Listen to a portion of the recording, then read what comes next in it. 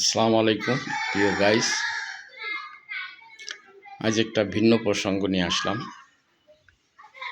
প্রিয় গাইস, আমরা তো সকলে মুসলমান। আজ রোডে ঘাটে মোড়ে যেখানে সেখানে প্রচুর মসজিদের কোনো অভাব নেই, মুসল্লিদেরও কোনো অভাব নেই। কিন্তু গাইস, আসলে কি এই যে এত মসজিদ, এত মুসল্লি, তো এটা দেখে আমার একটা নবীজির একটা হাদিস মনে হয়। আমার নবীজি বলছিলেন যে কোনো একদিন আসবে মসজিদের অভাব থাকবে না, ঘাটে পথে সব জায়গা মসজিদ হবে, কিন্তু আমার মোমেন মানুষ হবে না, মোমেন মুসলমান হবে না। আজ বোধহয় সেই সময়টা এসে গেছে। আজ মোমেন মুসলমান পাওয়া বড় মুশকিল।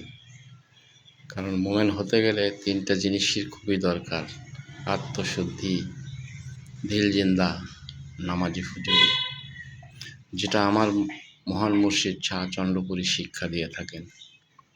আত্মশুদ্ধি না হলে দিল জিন্দা হয় না, দিল জিন্দা না হলে নামাজে হুজুরি হয় না, নামাজে হুজুরি না হলে তার কোনো ইবাদত আল্লাহ কবুল করে না।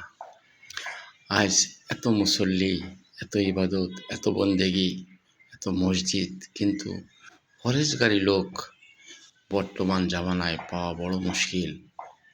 আর এই পরেশগারী লোক হতে হলে একজন কামেল মোকাম্মেল মুর্শিদের চরণে না গেলে পরেশগারী কী জিনিস এটা বোঝা যায় না। এটা কাউকে বোঝানো বড় কঠিন। তো আত্মশুদ্ধি, দিল জিন্দা, নামাজে হুজুরি, এই বিষয়টা যদি বর্তমান জামানায় বলা যায়, তাহলে মানুষে মনে করবে যে এটা আবার কি নতুন কিছু নিয়ে আসলো। কিন্তু না, এটাই সত্য কথা। শুধু এক কলেমা দিয়া আমার দয়াল নবী মানুষকে আশেক বানাইছেন।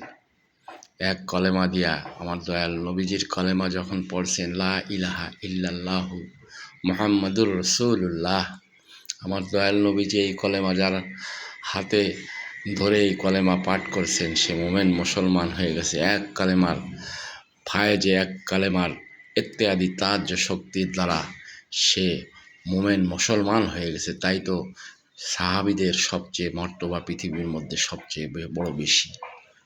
কিন্তু এখন সেই কলেমা আস্তে আস্তে পরিবর্তন হতে চলছে। অর্থাৎ আমার দয়াল নবী কলেমা শিখাইছে লা ইলাহা ইল্লাল্লাহু মুহাম্মাদুর রাসূলুল্লাহ, বর্তমান এক শ্রেণীর আলেমরা কলেমা বানাইছে লা ইলাহা ইল্লাল্লাহ মুহাম্মাদুর রাসূলুল্লাহ বলে না। তাই তো তারা আশেকে রাসূল হয় না, তাই তো রাসূলের প্রেমিক হয় না, উম্মতে মুহাম্মাদি হয় না। তাই তারা নামাজ পড়বে, সুদ খাবে, নামাজ পড়বে, ঘুষ খাবে, নামাজ পড়বে, তাদের ভিতরে কিন্তু মোমেন মুসলমান পরেশগারিত্ব পাওয়া যাবে না। তাদের মধ্যে আল্লাহওয়ালা বিষয়বস্তু ইতমিনান হবে না। তারা সত্যিকারের মুসলমানের দরজায় তারা যেতে পারে না। তো আশা করি আমি যে বিষয়টা বলছি, আত্মশুদ্ধি, দিল জিন্দা, নামাজে হুজুরি, এই তিনটা জিনিস আমরা যদি আমল করতে পারি, এই তিনটা জিনিস যদি আমাদের ভিতরে প্রতিষ্ঠিত করতে পারি, তাহলেই সে মুসলমানের দরজায় যাওয়া যাবে। নচেৎ মুসলমানের দরজায় কখনো যাওয়া সম্ভব হবে না। গাইস, আজ এই পর্যন্তই, আবার পরে দেখা হবে।